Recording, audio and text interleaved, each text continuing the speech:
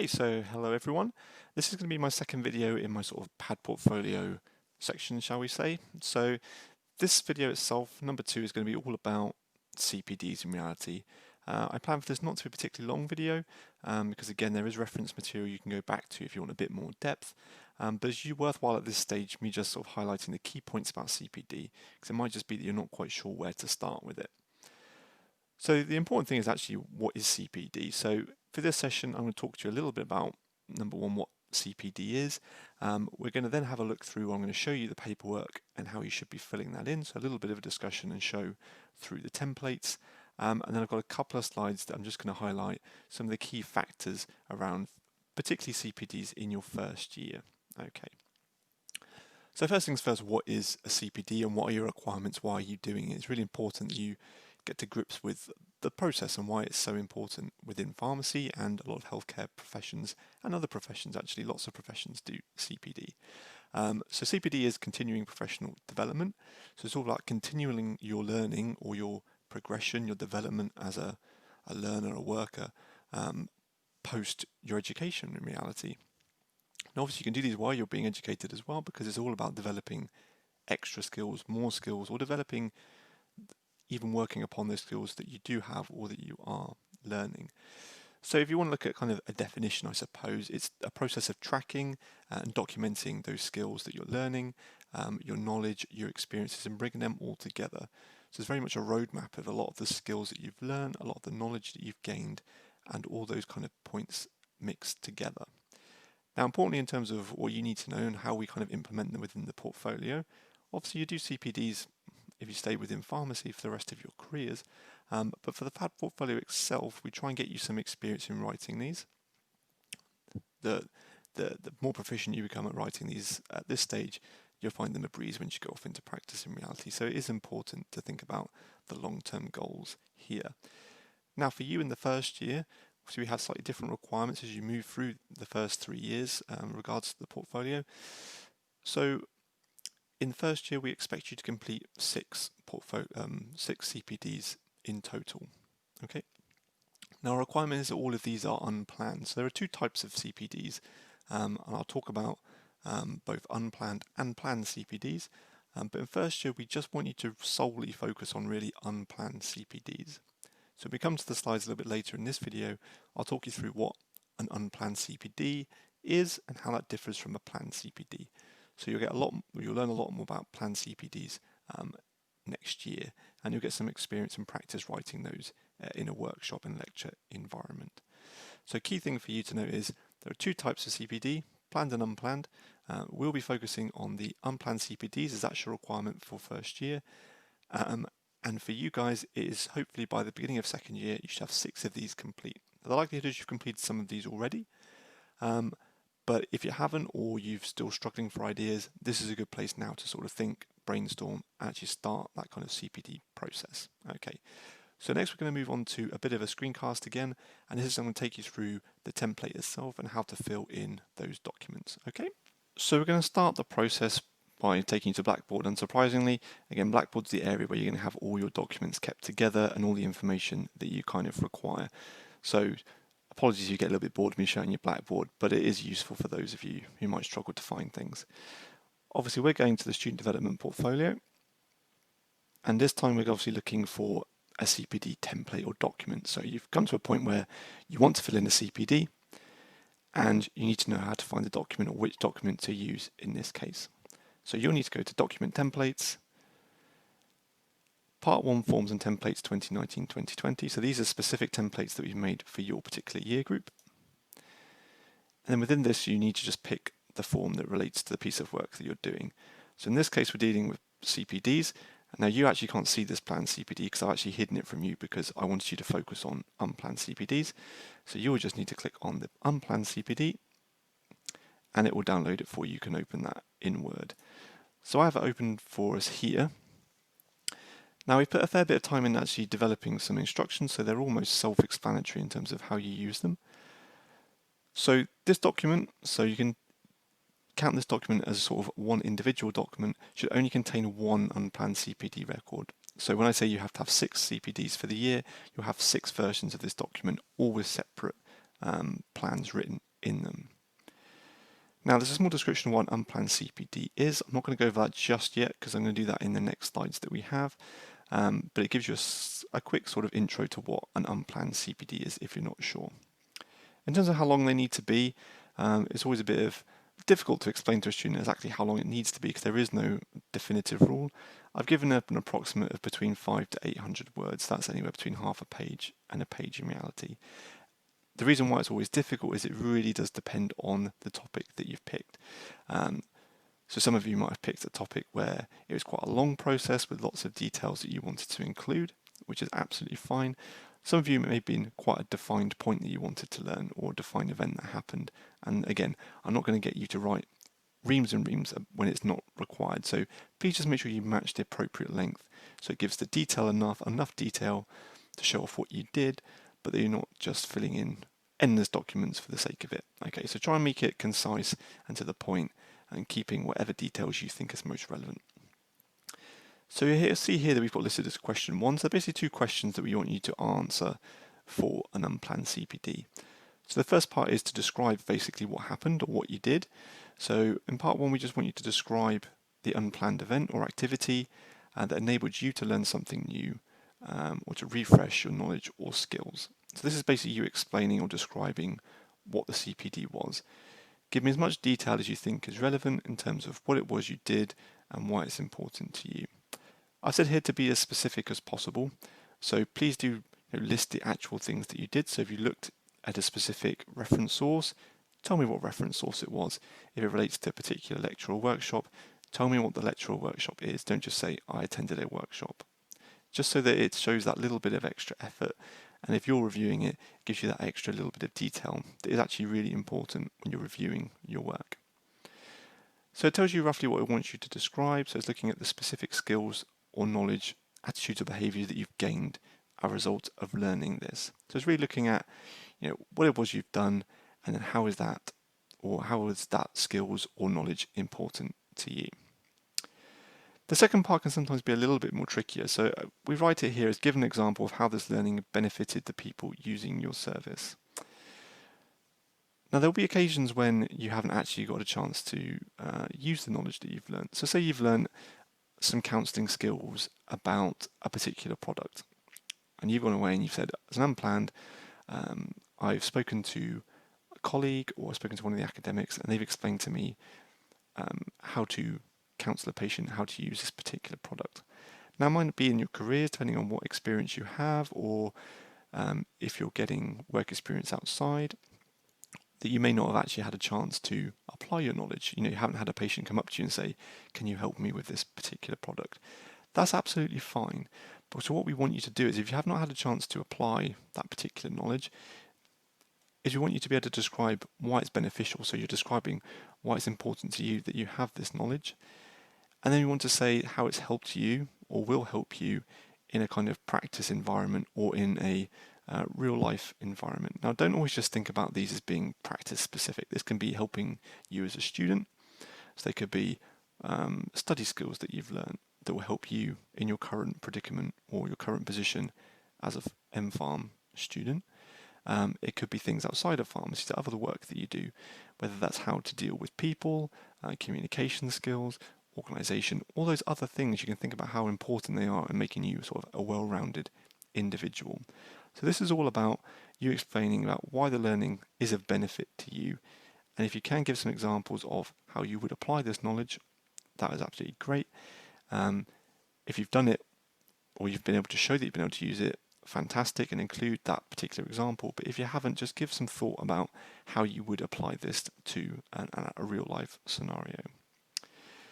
So there are some instructions on how to insert these into your ePortfolio. Again, go to video number 5 if you want to go through actually how to build your portfolio online, but there is an upload guide if you want to have a look for yourself. These are the 2 boxes where you should be writing or correspond to question number 1 and question number 2. So please fill these in.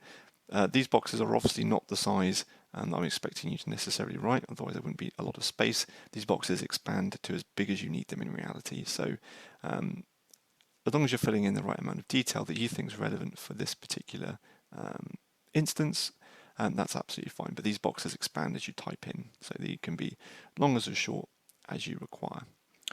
Once you've filled in boxes number 1 and 2, that is the end of the CPD, and at that point you're ready to either just save that and keep it in your own documents, or if you want to try and upload them, that's when the document would be uploaded. So that's the kind of practical terms about how you need to use this online system using the template.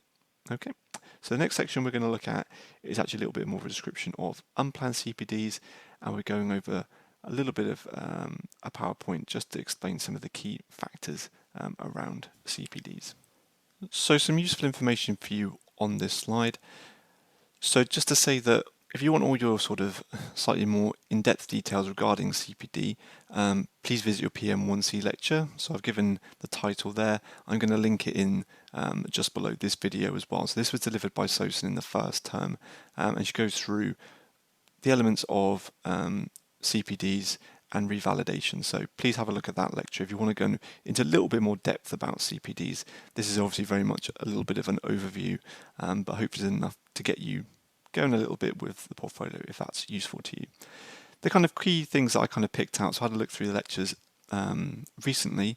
It's actually some of the real benefits of doing good CPD. Okay, so don't just see CPD as one of those things that isn't very useful, takes your time, and is not something you want to engage with, because if you do CPD well, it really is a good element of work, and is actually a good investment of your time moving forward. So, this can be quite broad in terms of what it can improve. So it can enhance your career progression because you've really thought about the things that are important to you, and you're learning different and new skills. And that's what CPD is all kind of about, is developing or improving the skills that you do have, or learning new skills that you don't have. And that's always good for looking about how you progress within your career. It's good for keeping evidence for when you're applying for jobs. Regardless of the field that you're working in, you'll have a set list of things that say that I have worked in these areas, or I've worked on these particular topics, and these are what make me different from others. And that's always useful to provide that sort of evidence. It means that you don't have to remember everything if you've got it all written down nicely. It can also improve your current performance, and that's important for you guys to think as students, is that hopefully you're wanting to try and develop and improve your performance right now. The first 2 points are kind of thinking of you maybe a little bit more in the future or towards the end of the course, but actually being able to write good CPD now will improve and help you on your course right away. So actually it's that looking over topics and actually thinking about topics and spending that time, which can really improve and deepen that knowledge. And sometimes people don't necessarily link those two things together, but I've really seen it where students who really like to engage in good CPDs really do retain that knowledge moving forward. So it's a really good instance and a good use of your time. Alongside it being used as the assessment, it really is useful for you. Something you might not necessarily think at this point is, and this is actually a really important point, is that it allows you to confidently adapt to change. Now, whatever sector you end up working in, whether it's pharmacy, whether it's education like me here, we're constantly having to adapt ourselves and change to new skills. I've taught myself pretty much all this video editing stuff quite recently. Fortunately, it's something I find quite interesting, but I've had to adapt and change to that. You guys as learners have had to adapt to this more online format and being able to mix that and learn those slightly different technical skills from what you would have learned.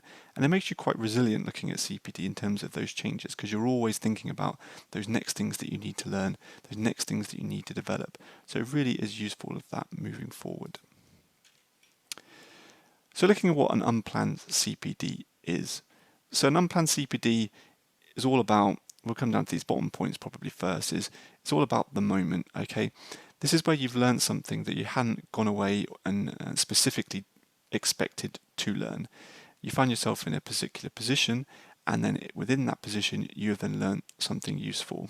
And that might sound a little bit confusing, but you can think of it in terms of a sense that if you're working in a pharmacy, you might be shadowing a pharmacist. A particular patient comes in with a particular complaint or problem, and the pharmacist counsels them, deals with the issue, and then that's kind of solved. Within that interaction, you'll have learned quite a lot. Now, you haven't planned to learn about the specific condition or the thing that the particular patient had come to you, and that's why it's unplanned in this case. You've learned something, but you haven't gone out and you haven't sourced it yourself within that respect. Sometimes there's some crossover between planned and unplanned, but really it is you've gone away to an event without a prior plan about learning something, but it's been provided to you. At that point, you've identified it as being useful. So we'd always say that unplanned is usually in the moment. It's normally a single activity as well. So when you're planning CPDs, so we're not talking about plan today, but if you are planning a CPD, normally there's a kind of a routine that you're following where you're identifying the learning, you're then identifying how you're going to learn the learning, you then do the learning, and then you reflect upon that. Unplanned is a little bit different where an event has happened and then you're reflecting back on that one particular event. So you're not planning any of the instances that you've actually learned in that case. If you need any help with, is this a planned or unplanned CPD, myself or Sosan via either the Padlet or via email will try and guide you and say this is, I would say this example would be a planned or unplanned. So within the unplanned CPD, obviously you're going to be talking about the activity that you took part in. So it could be, in the instance that I've just explained, the activity would be is where you found yourself. You'd say, I was finding a pharmacist on a placement, and then you'd say a patient X came to me with this particular problem. I then listened to the pharmacist and they explained to me and the patient what the best course of action was. Now you could obviously ask the pharmacist afterwards for a little bit of extra information, and that could bulk out your CPD at that point, because at that point you're actually learning those extra points. Again, the CPD is really going to look at what you've learnt. If you can, it can look about how you've applied it, but we've already spoken a little bit about that. And we obviously want to make sure that there is some sort of relevance to what the CPD was about, whether that's relevant to you personally. So again, I've spoken about you can use it as terms of you as a student and how it's improving your studying, but obviously it can look as an improvement in terms of the service. So in terms of the types of activities that you can go to, or you could actually use as an unplanned CPD, this could be learning from a workshop or lecture. So normally when you go to a lecture or workshop, you don't necessarily know the ins and outs of exactly what you're going to be taught in that particular session. Okay, you could have had a look at pre-release information, but you're going to the workshop a little bit as a kind of an open book, and you're there to learn from the academic or the practitioner that's actually delivering that to you.